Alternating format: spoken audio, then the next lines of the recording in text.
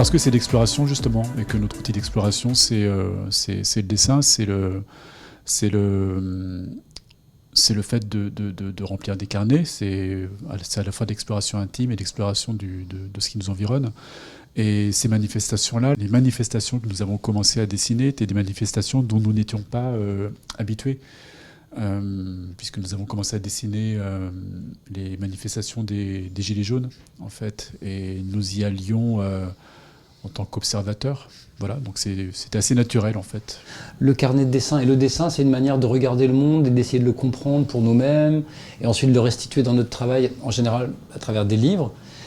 Et là, dans un moment qu'on traversait, mais comme tout le monde, de contestation sociale, c'était vraiment un outil pour essayer, déjà d'abord pour nous de comprendre, et ensuite d'essayer de le restituer, même si au départ on ne savait pas encore sous quelle forme, il n'y avait pas de projet de livre au départ, c'était plutôt faire des dessins, les diffuser d'une manière simple, à travers des fanzines ou à travers des réseaux sociaux. Donc c'est vraiment un moyen d'attraper quelque chose, essayer de le rendre lisible, compréhensible à nous-mêmes, et ensuite le rendre lisible et compréhensible à ceux à qui on le retourne. En fait, il y a quand même beaucoup ça. Et puis aussi un plaisir simple de dessinateur.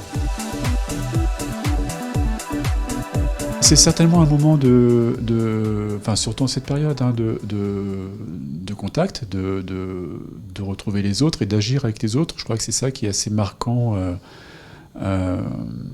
pour les manifestations depuis le confinement, évidemment, mais aussi avant, enfin depuis celle des Gilets jaunes. C'est le fait d'entrer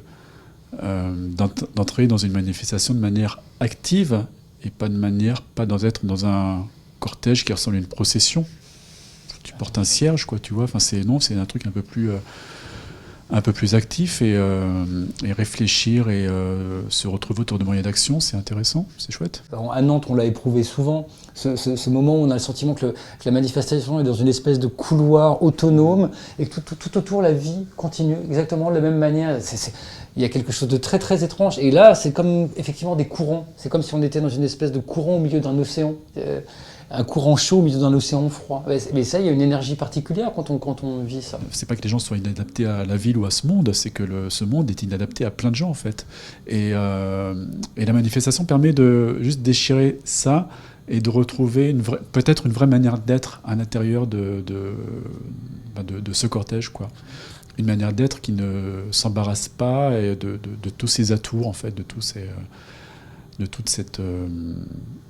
cette espèce de servitude volontaire que l'on a à faire tourner le monde tel qu'il est, quoi.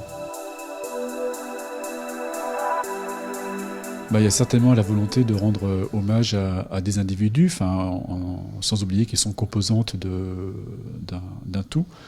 Mais en effet, c'est pas anodin le fait de faire ça alors que les termes de foule haineuse étaient employés. On n'a effectivement pas envie d'entrer dans ce registre-là. Et c'est certainement un moyen très, très facile et très accessible en fait de contrer ce discours dominant, même si ce que l'on fait a une portée évidemment bien moins importante, mais ça apparaît assez naturel en fait comme contre-pied. Nous, on reconstitue, on restitue une parole, mais une parole qu'on entend, on la fabrique pas. Et on choisit pas ce qu'on entend. On va voir les gens, on leur pose des questions, ils nous parlent, et nous on dit voilà, j'étais là, j'ai entendu ça. Et je ne suis pas toujours forcément d'ailleurs d'accord ou satisfaite ce que j'obtiens comme réponse, mais quand je parle avec les gens, mais je la restitue. Et ça permet, je trouve, comme l'a dit Loïc, tout à coup d'incarner les mobilisations au-delà du regard qui est porté par le pouvoir et du discours surtout qui est celui des factieux, des dangereux, des foules irresponsables, haineuses, etc. De montrer non, voilà, ce sont des hommes et des femmes avec une pensée, avec des désespoirs, avec des peurs, avec des colères et qui ont en plus l'intelligence de transformer tout ça en action politique, en allant dans la rue, en faisant un usage décent, pensé, construit, etc. Mais ceci dit, je trouve que ça, c'est un contre-discours, mais presque un contre-discours moral pour le coup. C'est-à-dire d'essayer d'avoir une éthique que je trouve le pouvoir n'a pas forcément, parce que lui, il répond à d'autres ambitions et d'autres enjeux. Mais nous, on s'y tient. On ne transforme pas la parole des gens en fonction de ce qui nous arrange, par exemple. On essaie de rendre compte avec honnêteté.